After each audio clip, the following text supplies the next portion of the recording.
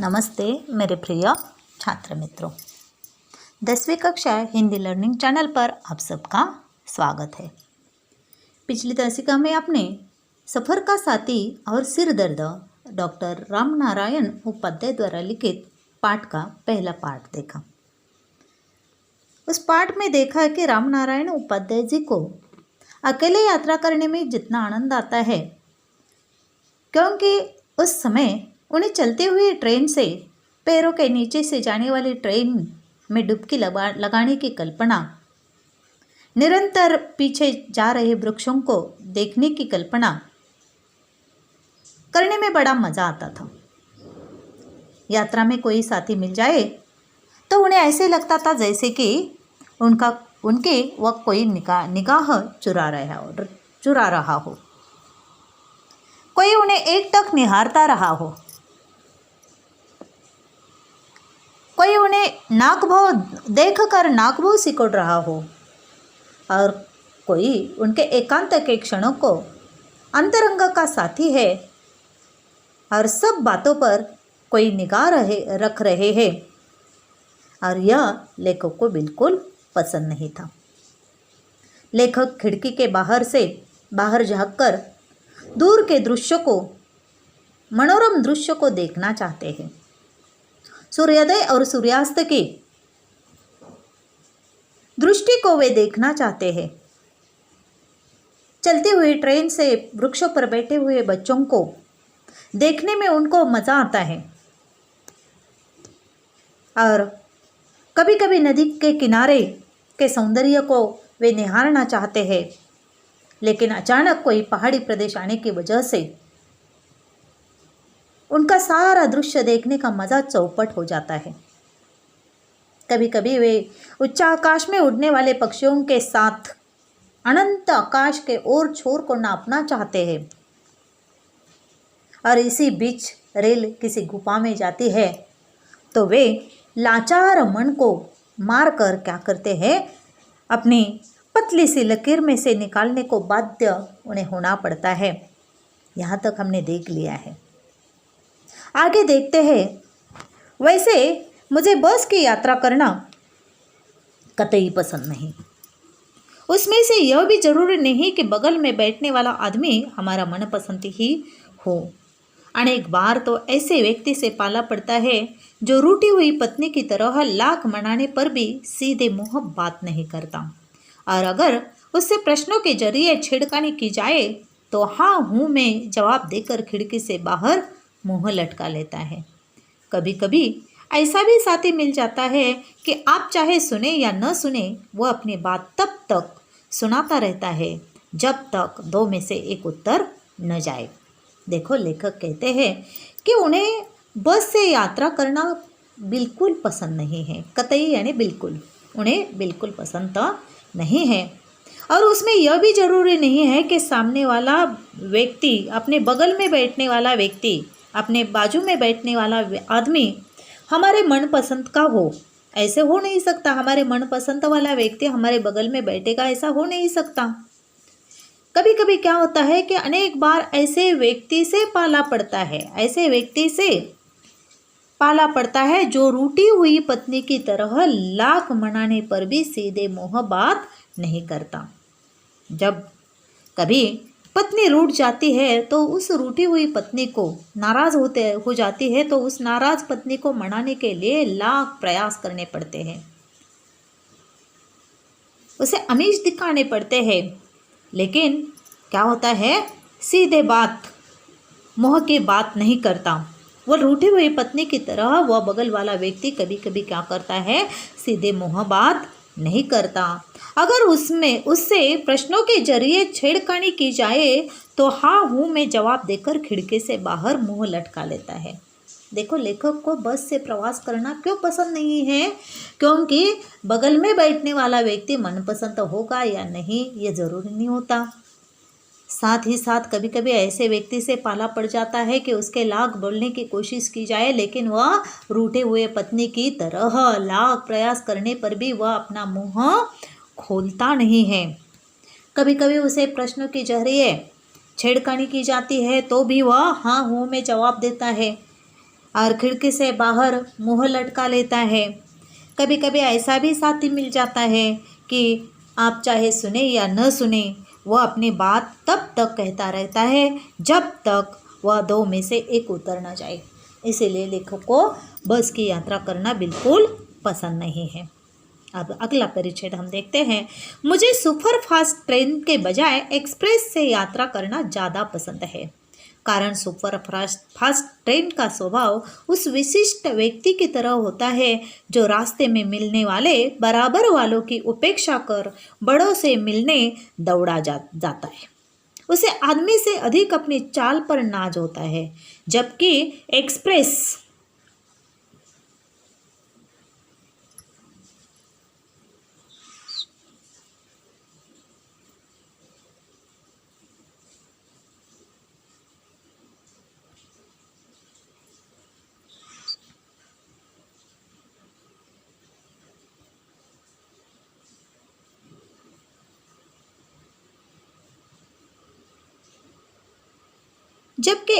एक दोस्त की तरह दूर से स्टेशन देखकर अपनी चाल धीमी कर देती है, सबको अपने हृदय में स्थान देती है और जब चलती है तो इस कदर धीरे से कोई एक मित्र दूसरे मित्र से विदा ले रहा हो। देखो बच्चों, लेखक क्या कहते हैं, मुझे सुपर फास्ट ट्रेन के बजाय एक्सप्रेस ट्रेन से यात्रा करना ज़्यादा पसंद है। सुपर फास्ट ट्रेन बिल्कुल सुपर होती है, वह किसी स्टेशन पर ज़्यादा रुकते नहीं हैं। एक स्टेशन से निकलते हैं तो दूसरे स्टेशन पर जाते हैं। सुपर फास्ट ट्रेन के बाद आती है एक्सप्रेस ट्रेन, वो बड़े बड़े स्टेशनों पर रुकते हैं। और लेखक को एक्सप्रेस ट्रेन से यात्रा करना ज़्यादा पसंद है, क्योंकि सुपर फास्ट ट्रेन का स्वभाव कैसे होता है, उस व्यक्ति की तरह होता है जो रास्ते में मिलने वाले बराबर वालों की उपेक्षा कर यात्री जो होते हैं, स्टेशन पर रुके हुए यात्री जो होते हैं, उन यात्रियों की रास्ते में मिलने वाले बराबर वालों की उपेक्षा करके, एक आध व्यक्ति क्या करता है, रास्ते में मिलने वाले अपने बराबर वाले लोगों की उपेक्षा करता हुआ, बिना देखा हुआ, अनदेखा करता हुआ, वह क्या करता है, बड़ों से मिलने के लिए जाता है। अपने बराबर वालों से वह रखना नहीं चाहता और वह बड़ों से मिलना जाता है। उसे आदमी से अधिक अपनी चाल पर नाज होता है। सुपर फास्ट ट्रेन को क्या होता है, अपनी आदमी से अधिक उसे अपनी चाल पर नाज होता है और स्टेशन पर रुके हुए आदमी को लिए बिना वह अपनी चाल बिल्कुल धीमे न करते हुए सुपर फास्ट आगे चली जाती है। जबकि एक्सप्रेस ट्रेन क्या करती है, एक दोस्त की तरह दूसरे दोस्त से दूर से स्टेशन देखकर अपनी चाल धीमी कर देती है। एक्सप्रेस ट्रेन का स्वभाव कैसे होता है, एक दोस्त को देखकर दूसरा दोस्त क्या करता है, अपनी चाल धीमी कर लेता है, दोस्त से मिलने आता है। उसी तरह यह एक्सप्रेस ट्रेन भी एक दोस्त की तरह दूर से जब स्टेशन देखती है तो दूर से ही अपनी चाल धीमी कर लेती है और सबको अपने हृदय में स्थान देती है और स्टेशन पर रुकती है। जो भी यात्री आने वाले हैं उन सब को लेती है और जब चलती है तो इस कदर धीरे जैसे कोई एक मित्र दूसरे मित्र से विदा ले रहा हो। स्टेशन से चलते हुए भी वह ऐसे चलती है कि जैसे एक मित्र दूसरे मित्र से क्या कर रहा है, विदा ले रहा है। वह इस प्रकार वह धीरे धीरे अपनी गति बढ़ा लेती है। अपने को तो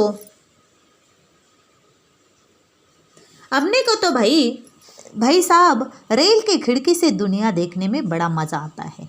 ऐसे लगता है जैसे शीशे में से डिब्बे वाला बाइस्कोप देख रहा हो। लेखक क्या कहते हैं, देखो अपने को तो रेल की खिड़की से दुनिया देखने में मज़ा आता है और कोई नहीं है। लेखक अकेले में यात्रा करना इसलिए चाहते हैं कि रेल की खिड़की से दुनिया देखे। दुनिया देखने में बड़ा मज़ा आता है और ऐसे लगता है जैसे शीशे में से डिब्बे वाला बाइस्कोप देख रहा हो। शीशे में से डिब्बे वाला क्या कर रहा है, बाइस्कोप देख रहा है, ऐसे लगता है। लेकिन कोई देखने दे तब तो जैसे ही आपने पाँव रखा और अपनी सीट पर बैठे कि सामने की सीट पर बैठा यात्री आपके झोले में से झांकते अखबार की ओर देखकर पूछेगा, क्या मैं इसे ले सकता हूँ? लेखक को खिड़की में से बाहर की दुनिया देखने में मज़ा आता है, लेकिन कोई देखने दे तो ना। जैसे ही आप रेल में पाँव रखते हैं तो अपनी सीट पर बैठते हैं कि सामने की सीट पर बैठा कोई यात्री क्या करता है, आपके झोले में झांकते हुए अखबार के ओर देखकर पूछने लगता है, क्या मैं इसे ले सकता हूँ? झट से वह क्या करता है, आपको पूछ लेता है। आपके झोले में यदि अखबार है तो वह लेने के लिए इजाज़त मांगता है। भले ही आपने उसे अभी अभी खरीदा हो और उसे खोलकर पढ़ना तो दूर पन्ने पलट कर भी न देखे हो, लेकिन आपके उत्तर की प्रतीक्षा किए बिना अखबार सामने वाले के हाथों में होगा। अब आपकी स्थिति मांगने वाले की हो जाएगी और आप उत्सुकता से राह देखेंगे कि समाचार पत्र अब लौटेगी। तभी वे सज्जन एक जमाई लेकर उसे बेतरबी से मोड़ते हुए किसी दूसरे मांगने वाले की ओर इस तरह शान से बढ़ा देंगे मानो समाचार पत्र आपका नहीं, उनकी निजी संपत्ति हो। देखते देखते समाचार पत्र के पन्ने एक दूसरे से जुदा होकर डिब्बे के चक्कर काटने लगेंगे। मज़े की बात यह है कि एक समाचार पत्र के कितने उपयोग हो सकते हैं, इसका अंदाज रेल की यात्रा करते समय ही लगाया जा सकता है। कोई ललित निबंध के तो कोई संपादकीय पन्ने से अपनी सीट झाड़ता नजर आएगा, कोई समाचार पत्र फैलाकर उस पर भोजन करता दिखाई पड़ेगा। बेचारे समाचार पत्रों वालों ने भी कभी सोचा नहीं होगा कि उसके पत्र के इतने उपयोग हो सकते हैं। तो बच्चों, यहाँ तक हम देखते हैं। तो बच्चों, यहाँ हमने देखा कि लेखक को बस की यात्रा करना पसंद नहीं है। लेखक को सुपरफास्ट ट्रेन के बजाय एक्सप्रेस ट्रेन से यात्रा करना अधिक पसंद है, क्योंकि सुपरफास्ट ट्रेन क्या करते हैं, अपने बराबर वालों की उपेक्षा करते हुए वह उसे अपनी चाल पर अधिक नाज होता है और वह उन्हें लिए बिना आगे दौड़ती है। लेकिन एक्सप्रेस ट्रेन का स्वभाव ऐसे होता है कि दूर से किसी दोस्त को देखकर वह क्या करती है, अपनी गति धीमी कर लेती है और सबको अपने हृदय में स्थान देकर वह स्थान देती है। और जब चलती है तो ऐसे चलती है कि जैसे एक दोस्त से वह विदा ले रही हो। तभी भाई साहब लेखक कहते हैं कि मुझे रेल की खिड़की से बाहर की दुनिया देखने में बड़ा मज़ा आता है, लेकिन ऐसे मज़ा कोई लेने दे तब ना। जब रेल में पाँव रखकर अपनी सीट पर बैठने के लिए बैठ ही जाए, तब सामने वाला क्या करता है, आपके झोले में झांक कर देखता है, अखबार दिखाई देता है तो वह आपसे पूछ लेता है कि क्या मैं इसे ले सकता हूँ। भले ही अभी अभी आपने वह अखबार खरीदा हो, आपने वह अखबार पढ़ा भी नहीं हो, लेकिन फिर भी वह क्या करता है, आपके उत्तर की प्रतीक्षा किए बिना आपके झोले में से वह अखबार उठा लेता है। उसके हाथों में होता है और आपकी स्थिति ऐसे होती है कि जैसे मांगने वाले की हो जाएगी और उत्सुकता से राह देखते रहेंगे कि कब आपका अखबार लौटा दिया जाएगा। लेकिन वे सज्जन तो अपना अखबार पढ़ने के बाद वे क्या करते हैं, किसी दूसरे वाले के हाथ में इस तरह रेल के पूरे डिब्बे में आपका अखबार चक्कर काटता रहेगा और इस तरह वह आपको वापस मिलेगा। उनकी स्थिति निजी संपत्ति हो जाती है। देखते देखते समाचार पत्र का एक एक पन्ना पूरे डिब्बे में चक्कर काटने लगेगा। समाचार पत्र के बहुत से उपयोग लोग रेल में यात्रा करते हुए करते हैं, इसके अंदाज़ा नहीं है आपको। कोई ललित निबंध के तो कोई संपादकीय पढ़ने से अपनी सीट झांकता रहते हैं। समाचार पत्र पढ़ने के बाद क्या करते हैं लोग, समाचार पत्र का उपयोग अपनी सीट झाड़ने के लिए करते हैं। कोई समाचार पत्र फैलाकर उस पर भोजन करने के लिए उसका उपयोग करते हैं। बेचारे समाचार पत्र वालों ने कभी यह सोचा भी नहीं होगा कि समाचार पत्र के कितने उपयोग हो सकते हैं। यह बात लेखक ने यहाँ पर स्पष्ट की है। परिचित पर आधारित कुछ प्रश्न अब हम देखते हैं। तो बच्चों संजाल पूर्ण कीजिए। सुपरफास्ट ट्रेन की विशेषता आपको बतानी है। सुपरफास्ट ट्रेन कैसी होती है? वह क्या करती है कि बड़ों से मिलने दौड़ी चली जाती है। विशिष्ट व्यक्ति की तरह उसका स्वभाव होता है। रास्ते में मिलने वाले बराबर वालों की वह उपेक्षा करती है और अपनी चाल पर उसे नाज होता है। ये सुपरफास्ट ट्रेन की विशेषताएं है। एक्सप्रेस ट्रेन की विशेषताएं क्या होती है? वह एक दोस्त की तरह होती है। स्टेशन को देखकर अपनी चाल धीमी कर लेती है, सबको अपने हृदय में स्थान देती है और रवाना होते समय धीरे धीरे चलना जैसे कोई मित्र विदा ले रहा हो, यह उस एक्सप्रेस ट्रेन की विशेषताएं होती है। अब देखो यहाँ पर कुछ प्रश्न दिए हैं। प्रवाह तालिका पूर्ण कीजिए। सफर में समाचार पत्र की स्थिति कैसे होती है, यह आपको बताना है। समाचार पत्र के मालिक हाथ से समाचार पत्र मांगने वाले के हाथ में होते हैं। उसे बेतरबी से मोड़ा और दूसरे मांगने वालों की ओर बढ़ा दिया जाता है। समाचार पत्र के पन्ने एक दूसरे से अलग हो जाते हैं और समाचार पत्र के पन्ने पूरे डिब्बे में चक्कर काटने लगते हैं। यह समाचार पत्र की स्थिति यहाँ पर होती है। समाचार पत्र से होने वाले उपयोग हमें लिखने हैं। समाचार पत्र से होने वाले उपयोग क्या होते हैं वो आपको लिखने हैं। क्या क्या उपयोग है देखो समाचार पत्र के। समाचार पत्र के उपयोग, एक उपयोग है उसका सीट झाड़ने के लिए और दूसरा भोजन करने के लिए। ये समाचार पत्र के दो उपयोग बताए गए हैं। तो ये प्रश्न आपको लिखने हैं। धन्यवाद बच्चों।